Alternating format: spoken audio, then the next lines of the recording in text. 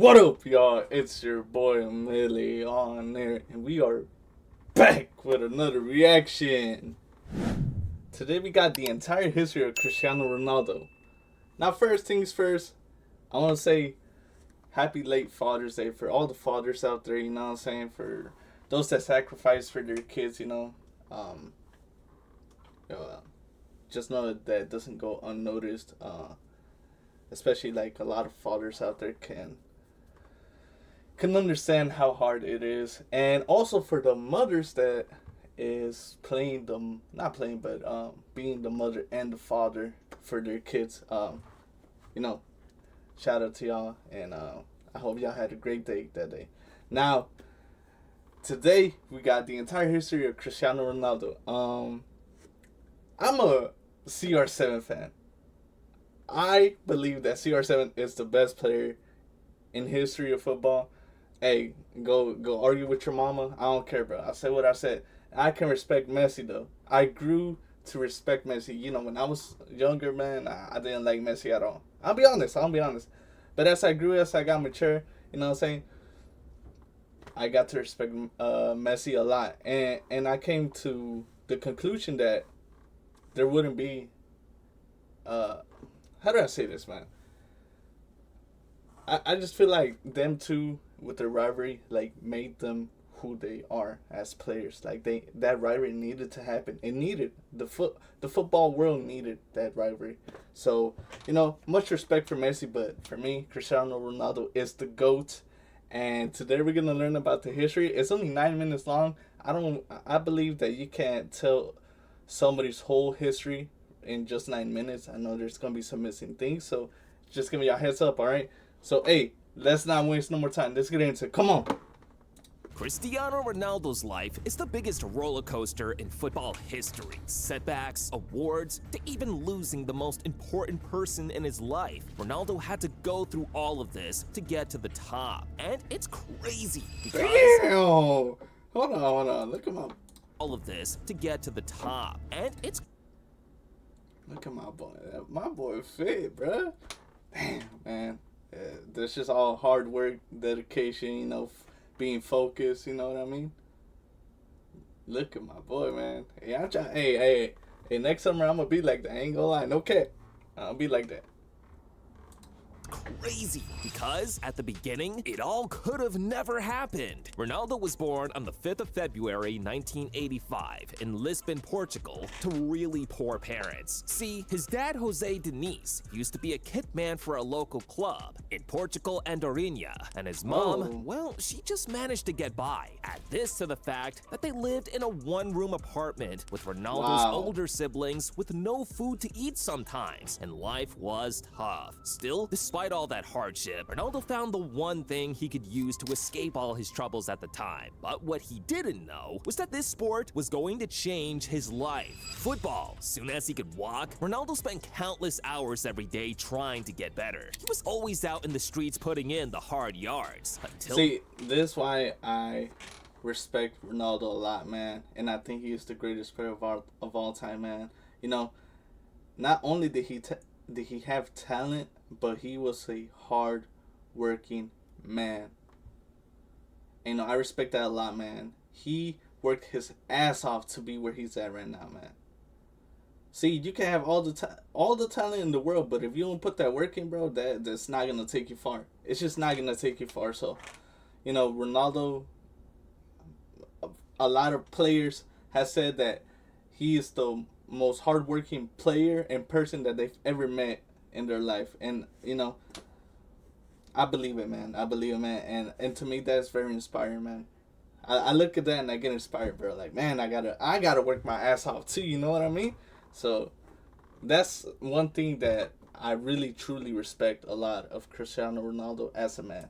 One day, he got his big opportunity when a local scout came along and offered him the chance of a lifetime. Sporting Lisbon. At the time, the club was looking at taking a couple of talented kids into the academy, and Ronaldo was one of the selected few, but they still had to pass a final trial before they got in. And in Ronaldo's words, this game changed everything. Trial day. And just before the start of the game, the scout came in and broke the message to the kids. Whoever scores the most goals, that's That's the person we What? pick. As soon as Ronaldo heard that, he was locked in. He scored a goal. But another kid on his team, Albert Fantrau, had scored 2. So coming into the final minutes of the game, Ronaldo and Albert were both through on goal when Albert went round the goalie. And instead of shooting into the empty goal, he decided to pass to Ronaldo instead. Ronaldo got the contract. And now he was at Sporting. It was No time to way. Who was it? Who was the one? game, Ronaldo and Albert were both through on goal when Albert went round the goalie. And instead of shooting into the empty goal, he decided to pass to Ronaldo instead. Ronaldo got Bro, shout out to Albert, bro. Yo, I did not know that. That's crazy, bro. Because imagine if it wasn't for him, we might have not had Cristiano Ronaldo, bro. Damn, bro. Hey, salute to him, bro.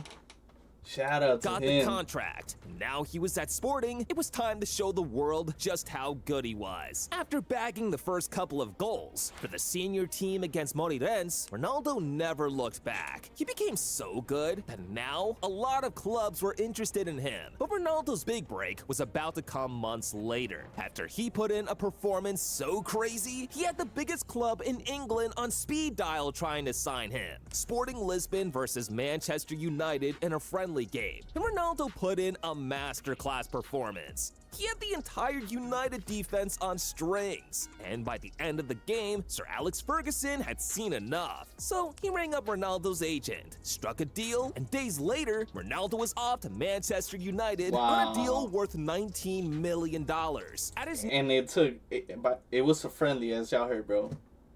Bro, like, nowadays, bro, people don't really take friendlies as serious, bro. And Ronaldo said, bro, that friendly meant a lot, bro. He's going against, at that time, one of the best teams in the world. And he had to show off, man. He had to show off. And Sir Alex Ferguson took an eye on that, bro. Bro, he took that friendly serious. He took it very serious. To him, it wasn't a friendly. To him, it's like showing out. Like, okay. You know, I'm going up against a big team. I'm gonna show them who I am. They're going to know who Cristiano Ronaldo is. You know what I mean? So, bro, I just feel like players need to take advantage of that, man. And I feel like right now in the Club World Cup, you know, it's an official competition. Players have to show out. They have to show out. For any player that's going up against a bigger team, they gotta show out, man. They gotta look for the opportunity. It don't matter if they play for a Brazilian team, for a Mexican team, for a Saudi Arabian team. It don't matter, man. They gotta show out. You know what I mean? new club, Ronaldo was tipped to be the next big thing. In fact, Sir Alex believed in him so much that when Ronaldo joined on jersey picking day and asked for the number 28 jersey, Sir Alex said no and gave him the club's most important shirt number. Wow, I did not know that. The birth of CR7. But on the field, I did not know didn't that. quite pan out the way he thought it would. Ronaldo got off to a slow start and even got labeled by some of his teammates as a kid who just loved dribbling too much. But to Ronaldo, this was more than anything he could ever ask for, because now he could afford to take his family off the streets and give them a place of their own. But just when things started to look up for Ronaldo, one phone call sent his entire world crashing down. His dad, Jose Denise, fell sick. Now, Ronaldo's relationship with his dad was kinda complicated, because all those years growing up, he just wanted to get closer to his old man. But his dad was so sick and tired of not being able to provide for Ronaldo and the family that he started drinking, and now he developed liver issues. Quickly, Ronaldo asked for permission to leave the club so he could go see his dad, and as soon as he got to the hospital, Ronaldo made a promise to do everything he could to keep him alive. But in the end, it was too late, because days later, Jose Denise was dead, and it shattered Ronaldo. But it was here that Ronaldo got his elite mentality, because Damn, bro. Hey, R.I.P. to Ronaldo's dad, bro. You know, what a tragedy, man. It's very sad to hear, bro. And, you know, once again, man, it is very important to celebrate your dad, not only for Father's Day, but every day, man. You know, be thankful for your dad, you know. That's it. You know, sometimes y'all can have a shaky relationship or whatever, or maybe, you know, probably y'all don't have y'all dad in y'all life, you know what I mean? So But for those that y'all do and y'all see how much he sacrifices for y'all, and for the dads that are here watching, just want to say, uh, you know, you keep doing your thing, man. Keep supporting for your family. That doesn't go unnoticed, bro. And I don't think that y'all should be only noticed on a certain day. Y'all should be noticed every day. And for y'all kids, go tell your dad you love him, and go ahead and be thankful. You know what I mean? Be thankful, because things like this can happen. This is very unfortunate. Right after this incident, Ronaldo knew all he had left was his mom and siblings. They were family now, so he made another promise to become the best in the world just to see them happy. And 2 years later, Ronaldo fulfilled his promise on the biggest stage. That 2007-08 season was special for Ronaldo. He scored a record-high 31 goals in the league. Add that to being the Champions League top scorer and winning the competition too, and months later, Ronaldo was officially the best footballer on the planet. This time, he'd also achieved something else that made his family even prouder. In 2004, Ronaldo was part of the team that lost the Euros on home turf to Greece, and after that, he just kicked into another gear for the national team and became so good that by 2008, he was made captain of the Portuguese national team. But back to club football I didn't know that. And after a Champions League final defeat in 2009, Ronaldo knew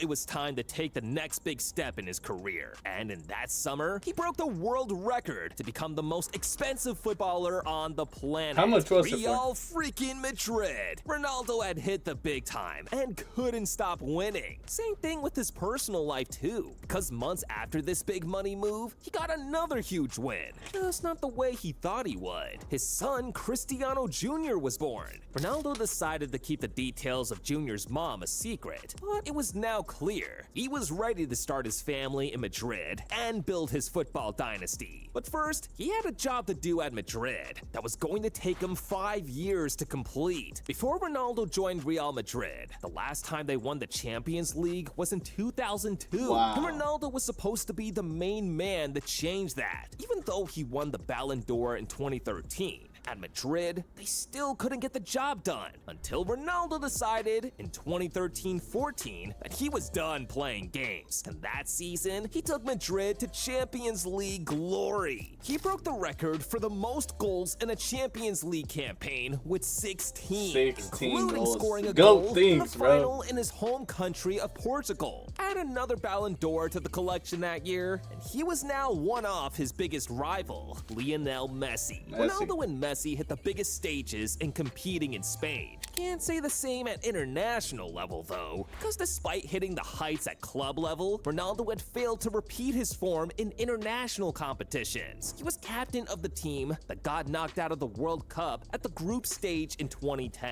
Add that to a Euro 2012 semi-final exit and a 2014 World Cup group stage exit. Ronaldo knew he had to turn up for the national team, and Euro 2016 was his big opportunity. Coming into this one, no one fancied Portugal, but they somehow made it to the final thanks to Ronaldo's 4 goals, until the day of the final against the host France, and Ronaldo had the biggest heartbreak of his career. Bro. He couldn't continue. Bro, that shit still haunts me to this day. I saw this game live, bro. I saw this game. Man, and it was Dimitri Payet, bro. He came in hard. I don't want to I don't want to, you know what I'm saying? I don't want to bash Payet for that, you know. It's a soccer play. But damn, bro, I really wish he didn't go that hard, bro. Damn. I saw it, man. When I saw him crying, bro, that shit broke me, man. I was like, man, this shit is over. This shit is over.